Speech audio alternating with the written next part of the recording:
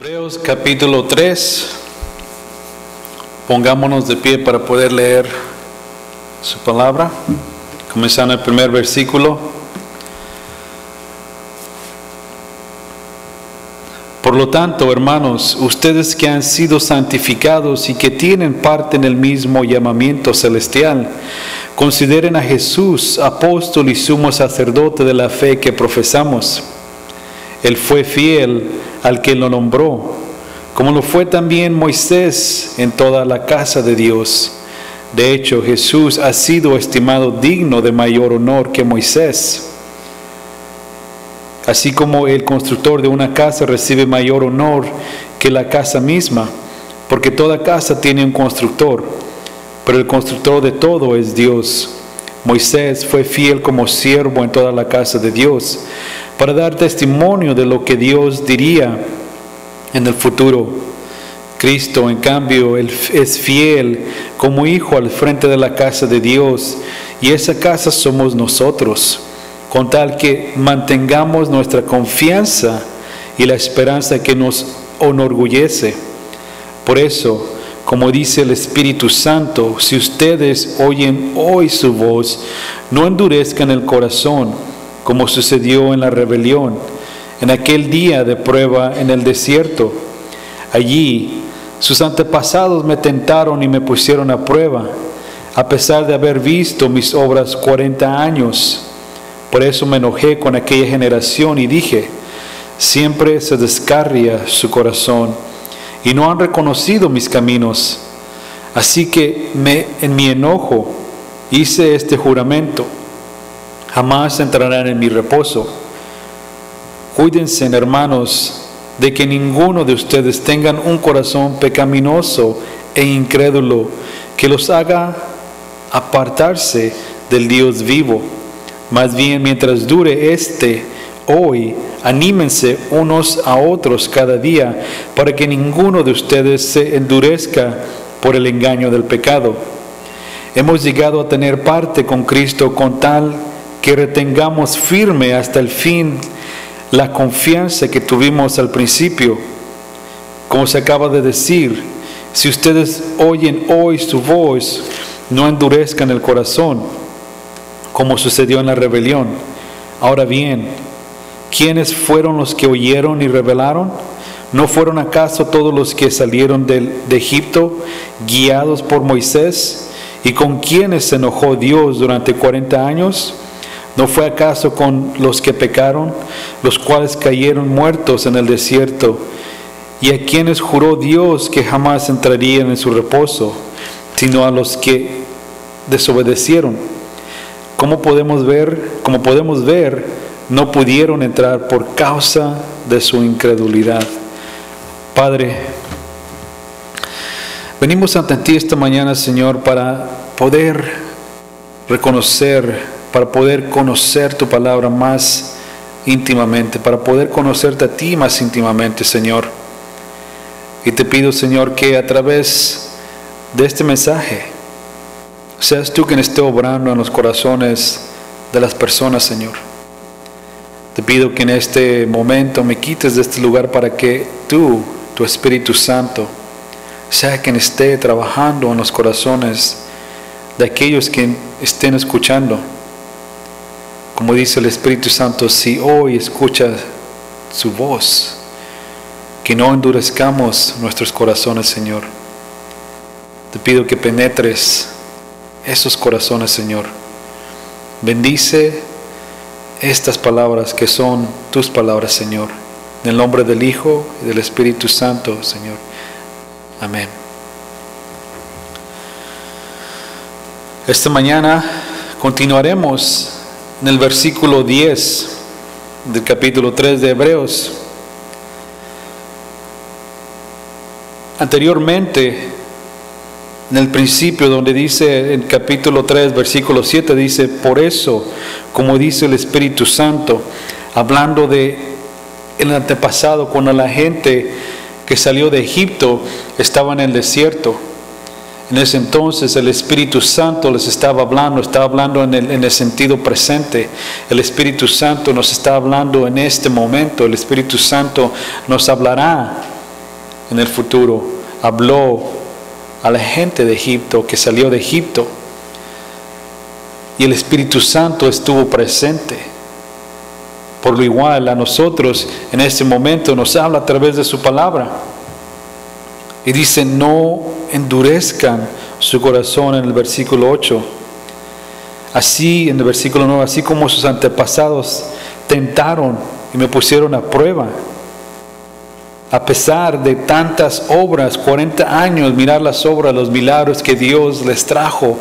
Mientras estaban en el desierto, no había agua y Dios proveó agua.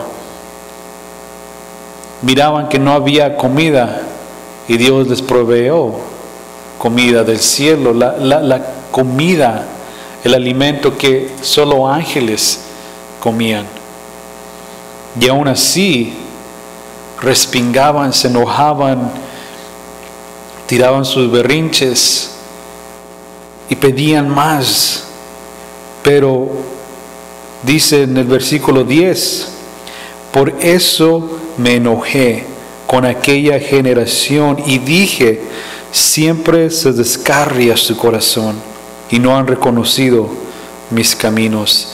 Su corazón, el corazón de las personas, se retiró. No creían o escogían no creer que Dios les había hecho esa promesa y que iba a cumplir esa promesa de que los iba a sacar de Egipto. Los sacó de Egipto y no creían o no querían creer esa promesa de que los iba a llevar a través del desierto y traerlos a la tierra prometida. Pero lo que Dios estaba haciendo durante esos 40 años, los estaba poniendo más bien a ellos en prueba para mirar su corazón. La palabra dice que Dios, el Padre Celestial, lo que busca, lo que quiere, lo que añora es lo que está dentro de nuestro corazón. No las ofrendas, no los sacrificios o las obras que nosotros hacemos. Lo que Él busca es lo que en realidad está dentro de nuestro corazón. Cristo no tiene que morir más de una vez, murió una vez. No como Moisés, que golpeó la roca 2 veces. Cuando Dios el Padre le dijo a Moisés, háblale a la roca. Cristo no tiene que morir día tras día tras día otra vez para darnos ese perdón, para pagar por esos pecados que nosotros cometimos y que seguimos cometiendo. Mientras estemos en este mundo, seguiremos siendo pecadores. Pero no quiere decir que Cristo tiene que volver a morir. Ahora lo tenemos que buscar diariamente para que nos refresque nuestro espíritu. Su espíritu en nuestro corazón nos refresque diariamente, dice 1 Corintios 10:4. Diariamente tenemos que buscarlo en su palabra para que nos refresque, que nos renueve con su espíritu. La gente en ese entonces pusieron a Dios a prueba, versículo 8 dice, y continuaremos. Versículo 9 dice que lo provocaron. Nosotros también hemos puesto a Dios a prueba, hemos provocado a Dios. Así como los israelitas, Dios proveó por ellos, les dio lo que necesitaban. A nosotros Dios provee por lo que nosotros necesitamos, no lo que nosotros deseamos en abundancia. Ninguno de nosotros tal vez vivamos en una mansión llena de lujos, llena de joyas, pero Dios ha proveído esas necesidades que todos tenemos. No proveó codicias que nosotros deseamos, cosas que en realidad no tienen valor. Pero no creo que ninguno de nosotros nos haya faltado cuando menos un día el agua o la comida. Pero esta gente, aún así les proveía a Dios todo esto. Dice que su corazón se descarría, se desviaban. Buscaban la bendición de Dios, pero no querían a ese Dios que les daba esa bendición. Como muchos de nosotros buscamos esa bendición o buscamos ese beneficio, pero no queremos al Dios que nos da esa bendición. No creemos o no queremos creer.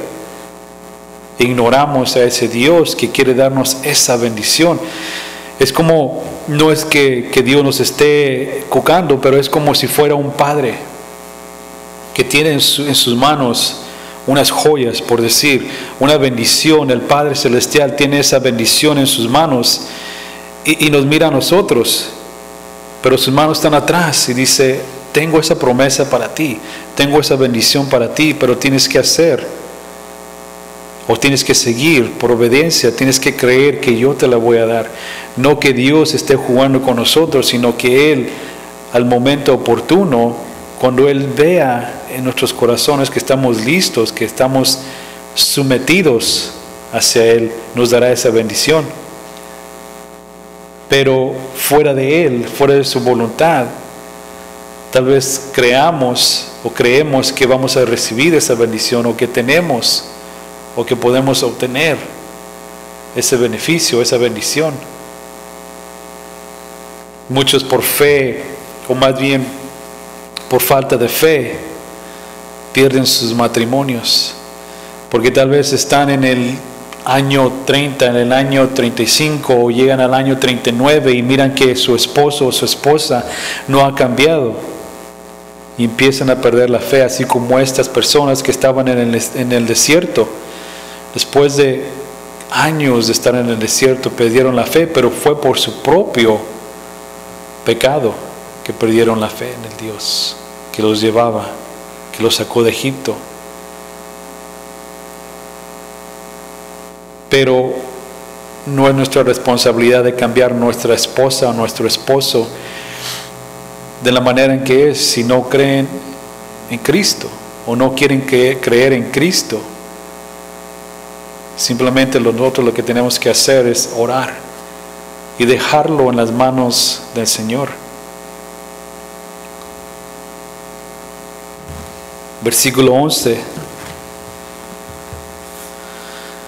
dice: así que en mi enojo hice este juramento, jamás entrarán en mi reposo. Jamás entrarán en mi reposo. Recuerden estos versículos del 7 al 11 están hablando de Salmo 95. Y dice: jamás entrarán en mi reposo, porque no creyeron, porque no confiaron, o no querían creer, no querían confiar. El ser cristiano es creer, en tener fe de que aquello que no podemos ver existe, que ya lo tenemos, aquello que pedimos por oración, ya lo tenemos. Eso es lo que es la fe. No estoy diciendo que oremos o pidamos $1,000,000 o un carro caro y que tengamos esa fe que sí nos va a dar Dios. No estoy hablando de ese tipo de fe o de ese tipo de oración, sino que lo que a Dios le pedimos de acuerdo a su voluntad. Si nos alineamos a su voluntad, Él nos lo dará, Él proveerá. La fe para el cristiano que en realidad está salvo tiene una relación con su Salvador, con Cristo, que es nuestro Rey también. Tiene una relación íntima y no está basada en los sentimientos o emociones que cuando uno viene, que ocurren cuando estamos haciendo la alabanza al Señor, o cuando la palabra en realidad te llega en el corazón. Puede ocurrir, pero una relación basada simplemente en los sentimientos, las emociones, no es una relación verdadera. Porque cuando esa relación basada en sentimientos siempre nos deja en nuestros bajos, en los momentos que nos sentimos desolados, retirados, empezamos a perder esa fe. Va a ocurrir tiempos cuando nos sentimos que Dios nos ha abandonado, pero no es porque Él nos abandonó, tal vez porque nuestro corazón incrédulo, a Él lo abandonamos. Dice: no entrarán en mi reposo. En este capítulo que sigue después de este, el escritor de este libro, o más bien la carta, hablará de 3 diferentes tipos de reposos. Uno, el reposo de salvación, la salvación que no importa qué tanto sacrificio, ofrendas o lo que sea que nosotros traigamos ante Dios, no importa qué tanto, esa salvación nunca podemos obtenerla. Si es que el reposo, el descanso de obtener esa salvación. El otro tipo de reposo es el reposo de la victoria que Él ya tiene. Nuestras batallas que vienen ante nosotros, simplemente por ser cristianos, Él ya las ganó. Y el reposo que será el último reposo que recibiremos es en la eternidad. Por eso es que cuando la gente muere y están siendo sepultados o hay un servicio en su memoria, se dice que descanse en paz, la paz del Señor.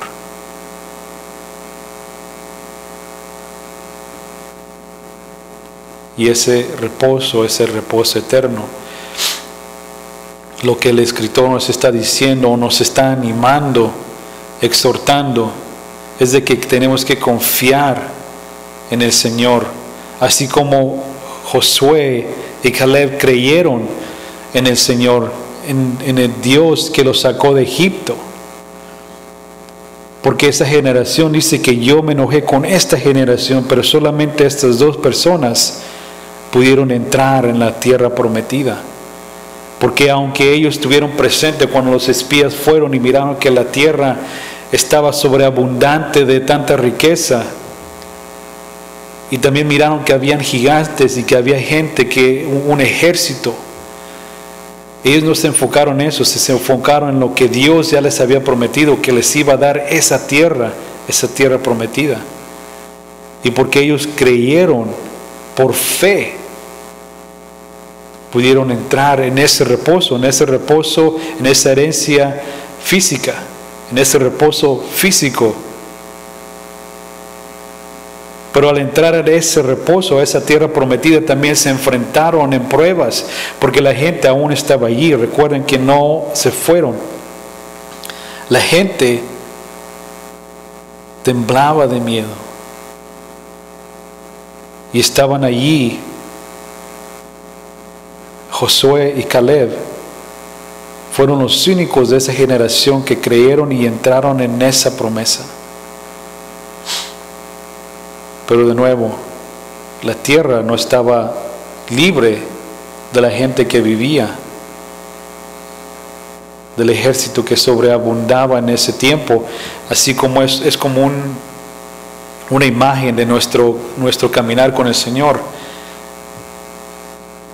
que la vida de un cristiano no está libre de piedras, no está libre de batallas, no está libre de tentaciones. Pero por fe creemos que ya tenemos esa victoria en Cristo Jesús. Es la misma fe que Él tuvo cuando aceptamos a Cristo como nuestro Señor y Salvador. Desde ese entonces nuestro reposo en salvación comienza. No tenemos que trabajar, no tenemos que hacer nada más para simplemente aceptar ese regalo, ese obsequio que Dios nos da. El de entrar en su reposo, el de entrar en el reposo de la salvación, que no importa, como había explicado, no importa qué tanta ofrenda, qué tanto sacrificio hagamos, nadie la puede obtener. Simplemente Dios, Cristo, nos la puede dar. Aún así tendremos tentaciones, batallas, tormentas. Si recuerdan la historia de Israel, cuando entraron, todavía estaba esta gente, y a través de toda la historia de Israel, cuántas batallas tuvieron que pelear, pero cuántas batallas el Señor les entregó a sus manos, porque por fe se enfrentaron a ejércitos que habían miles de soldados. Un ejemplo es Gedeón, que con 300 peleó, pero Dios primero lo puso a prueba a él, porque tenía más de 3,000 soldados en ese ejército, y lo puso a prueba, quitando a aquellos que temían, quitando a aquellos que eran primerizos, quitando a aquellos que por cualquier razón, dejándoles solamente 300, para que él, Gedeón, no se engrandeciera y que mirara y que entendiera que esa batalla fue entregada por Dios. También cuando Jonatán con su portaarmadura, que estaban enfrente, estaban en el campamento, miraban el ejército del enemigo que estaba al otro lado del valle, y Jonatán despertó en el medio de la noche y le dijo: ¿tienes fe de que Dios nos lo entregará a ese ejército? Y su portaarmadura le contestó: haz lo que el Señor te ha puesto en tu corazón y yo te seguiré. Así es que él también tenía fe de Jonatán, y la fe que Jonatán tenía es de que Dios se los iba a entregar. ¿Y qué fue lo que pasó? Dios les entregó ese ejército. Cuando nosotros oramos: Señor, necesito un trabajo, Señor, necesito pagar por estas medicinas, Dios nos contesta: sí, yo proveeré para ti. Ten reposo, descansa, cree en mí, espérame. Salmo 37 dice: guarda la calma ante el Señor y espera pacientemente ante Él, no tengas miedo. Moisés nunca pudo ofrecer ese tipo de reposo. Fue obediente de seguir y guiar a la gente, pero también él no pudo entrar en el reposo, en la herencia de la tierra prometida. Josué tampoco les pudo dar ese reposo, fue simplemente un reposo temporario al entrar a la tierra prometida. Y por eso es que Cristo, la palabra dice que Cristo es mucho más superior que los ángeles, mucho más superior que los profetas, mucho más superior que Moisés. Porque Él nos ofrece el reposo de victoria, el reposo de la salvación y el reposo eterno en el cielo. Versículo 12 dice: cuídense, hermanos, de que ninguno de ustedes tenga un corazón pecaminoso e incrédulo que los haga apartarse de Dios, del Dios vivo, En el capítulo anterior, capítulo 2, versículo 1, dice: por eso es necesario que prestemos más atención a lo que hemos oído, no sea que perdamos el rumbo, no sea que nos retiremos, no sea que nos desviemos, no sea que nos apartemos de lo que han escuchado, de lo que les he dicho, de lo que el Espíritu Santo había dicho, de lo que el Espíritu Santo nos está diciendo. Tengan cuidado, presten atención, guarden esas palabras que el Espíritu Santo nos está diciendo. Y no tengamos un corazón incrédulo, porque ese corazón que se convierte en incrédulo se endurece y departe o se retira del Dios viviente. Fíjese cómo dice, la palabra dice que nos llama hermanos. En otra versión dice hermanos y hermanas. O sea que el escritor se está dirigiendo a aquellos cristianos, a aquellos creyentes en Cristo. Les está hablando directamente, los está advirtiendo, así como también cuando Santiago nos hablaba a nosotros, está hablando con un grupo de creyentes en Cristo. No se aparten, hermanos y hermanas. Porque Dios nos advirtió a través de esta gente que estuvo en el desierto por 40 años, cómo ellos se desviaron, sus corazones se descarriaron, dice Dios.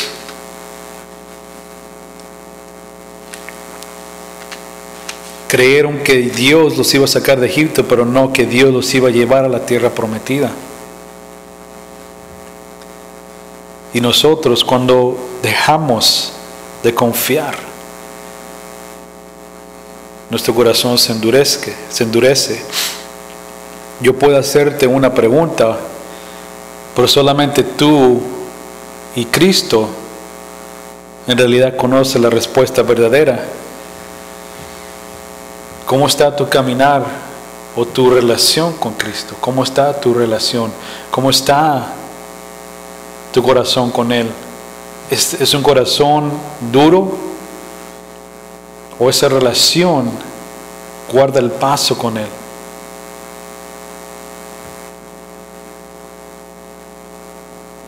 ¿O estás retirado o estás apartado de ese Dios que vive? ¿Estás caminando con Él en sabiduría? ¿Estás caminando con Él en la casa de Dios? Dice Efesios 5:15. ¿Estás caminando en dependencia, sometido a Dios? Colosenses 2:6. La incredulidad alimenta al pecado y el pecado alimenta la incredulidad. Así es que si tenemos un corazón incrédulo, quiere decir que nosotros, la palabra dice, de lo que sobreabunda en el corazón, la boca habla. Lo que sobreabunda en nuestro corazón también sale en nuestra persona. Si la incredulidad, el pecado sobreabunda en nuestro corazón, eso mismo vamos a hablar, eso mismo vamos a respirar. Ese mismo pecado sobreabundará en nosotros. ¿Por qué razón venimos a la iglesia domingo tras domingo o miércoles? ¿Será porque durante toda la semana estuvimos rodeados de gente que no son creyentes en Cristo? ¿O porque nos sentimos sucios en el mundo? Esa es una buena razón, pero simplemente el de venir para buscar un grupo social, retirándose del resto del mundo, pero no buscando al Dios viviente, como dice la palabra aquí, entonces estamos haciendo ese ritual, esas emociones, buscando simplemente que apague nuestra conciencia, lo que nuestra conciencia, o más bien el Espíritu Santo, nos está diciendo, y a través de eso apagamos la voz de Dios.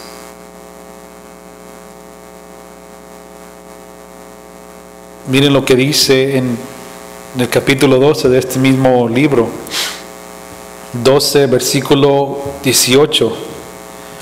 Dice: ustedes no se han acercado a una montaña que se pueda tocar, o que está ardiendo de fuego, ni oscuridad, ni tinieblas, ni tormenta, ni a sonido de trompeta, ni a tal clamor de las palabras que quienes lo oyeron suplicaron que no se les hablara más, porque no podían soportar esta orden.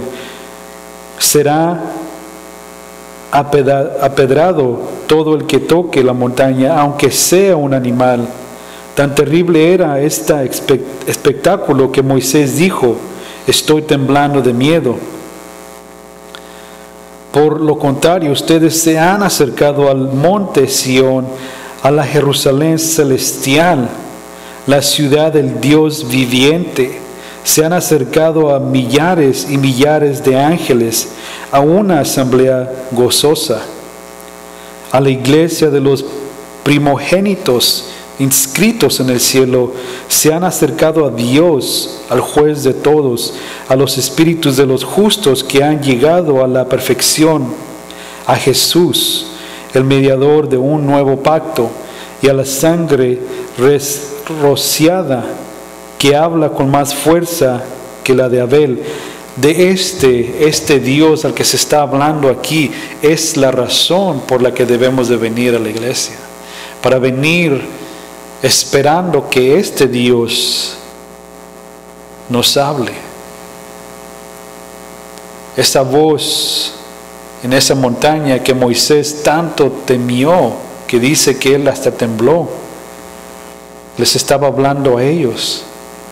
Y ellos no creyeron, estaba el Dios enfrente de ellos y no creyeron. Cuando Dios nos habla, cuando leemos su palabra y Él nos habla a través de su palabra, y simplemente lo ignoramos, diciendo, no, solo es coincidencia, no es que Dios me esté hablando, o fue una imaginación, o fueron simplemente mis pensamientos, y no creemos. Vamos al Viejo Testamento en Isaías 55. Isaías 55, versículo 8. Dice, ¿por qué? Porque mis pensamientos no son los de ustedes, ni sus caminos son los míos, afirma el Señor. Mis caminos y mis pensamientos son más altos que los de ustedes, más altos que los del cielo sobre la tierra. Si nosotros tratamos de buscar nuestro propio camino, si nosotros creemos que nuestros pensamientos, nuestra sabiduría es mucho más mejor, nos estamos engañando a sí mismos, porque aquí la palabra dice que Dios, sus pensamientos, sus caminos son sobre más altos que los cielos. De nuevo en el Nuevo Testamento, vayan a Efesios. Efesios capítulo 1, versículo 17 dice, pido que el Dios de nuestro Señor Jesucristo, el Padre glorioso, les dé el espíritu de sabiduría y de revelación para que lo conozcan mejor. Pido también que les sean iluminados los ojos del corazón, para que sepan a qué esperanza Él los ha llamado, cuál es la riqueza de su gloriosa herencia entre los santos, y cuán incomparable es la grandeza de su poder y favor de los que creemos. Ese poder es la fuerza grandiosa y eficaz que Dios ejerció en Cristo cuando lo resucitó de entre los muertos y lo sentó a su derecha en las regiones celestiales, muy por encima de todo gobierno y autoridad, poder y dominio, y de cualquier otro nombre que se invoque, no solo en este mundo, sino también en el venidero. Dios sometió todas las cosas al dominio de Cristo y lo dio como cabeza de toda la iglesia. Esta que es su cuerpo, es la plenitud de aquel que lo llena todo por completo. La iglesia somos nosotros, la cabeza de nosotros es Cristo, la voz que nos habla es Cristo. Y versículo 22 dice, Dios sometió todas las cosas al dominio de Cristo y lo sentó a su derecha, como dice también de nuevo en Hebreos capítulo 1 versículo 13, dice, siéntate a mi derecha hasta que te entregue a tus enemigos ante tus pies. O sea, le estaba diciendo a Cristo, descansa, ten reposo. Y a nosotros también nos dice, descansa, ten reposo, obedece. Primera de Corintios, capítulo 2, versículo 6. Dice: en cambio hablamos con sabiduría entre los que han alcanzado madurez, pero no con la sabiduría de este mundo ni con la de sus gobernantes, los cuales terminaran en nada. Más bien exponemos el misterio de la sabiduría de Dios, una sabiduría que ha estado escondida y que Dios había destinado para nuestra gloria desde la eternidad. Ninguno de los gobernantes de este mundo la entendió, porque de haberla entendido no habrían crucificado al Señor de la gloria. Sin embargo, como está escrito: ningún ojo ha visto, ningún oído ha escuchado, ninguna mente humana ha concebido lo que Dios ha preparado para quienes lo aman. La bendición que Él nos da es para aquellos que creen en Él, que confían por fe, lo aman. Ahora bien, Dios nos ha revelado esto por medio de su Espíritu que vive dentro de nosotros. Sí, creemos en Él, pues el Espíritu lo examina todo, hasta las profundidades de Dios. En efecto, quien conoce los pensamientos de Él, del ser humano, sino su propio Espíritu que está en Él? Asimismo, nadie conoce los pensamientos de Dios, sino el Espíritu de Dios. Nosotros no hemos recibido el espíritu del mundo, sino el Espíritu que procede de Dios, para que entendamos lo que por su gracia Él nos ha concedido. Esto es precisamente de lo que hablamos, no con las palabras que enseña la sabiduría humana, sino con las que enseña el Espíritu. De todo que expresamos verdades espirituales en términos espirituales. Al que no tiene el Espíritu, no acepta lo que procede del Espíritu de Dios, pues para él es locura. No puede entenderlo porque hay que discernirlo espiritualmente. En cambio, el que es espiritual lo juzga todo, aunque él mismo no está sujeto al juicio de nadie, porque quien ha conocido a la mente del Señor para que pueda instruirlo. Nosotros, por nuestra parte, tenemos la mente de Cristo. Los pensamientos que nos entran en nuestra mente, los sentimientos, si no tenemos el Espíritu Santo para discernir esos pensamientos, esas emociones, no podemos entender las cosas espirituales. Y estas cosas espirituales, cuando nos habla la voz, versículo 7, por eso, como dice el Espíritu Santo, si ustedes oyen su voz, si no tenemos al Espíritu Santo dentro de nosotros, no creemos en Él, esa voz no entenderá y endulcerán los corazones. Un nombre del Espíritu Santo es, él dice Paraclete, de donde agarramos la palabra el par, que son iguales. Si el Espíritu Santo viene a nuestro lado y es nuestro igual, o nosotros somos su igual, quiere decir que entendemos lo que Él está mirando, lo que Él está diciendo. Y si no tenemos ese Paraclete, no tendremos ese par, no entenderemos lo que Él nos está diciendo. Podemos leer su palabra, pero si no estamos guardando el paso con el Señor, no creemos su palabra, ese Espíritu Santo no vive dentro de nosotros. Si es que si hoy escuchan su voz, no endurezcan su corazón. Oremos.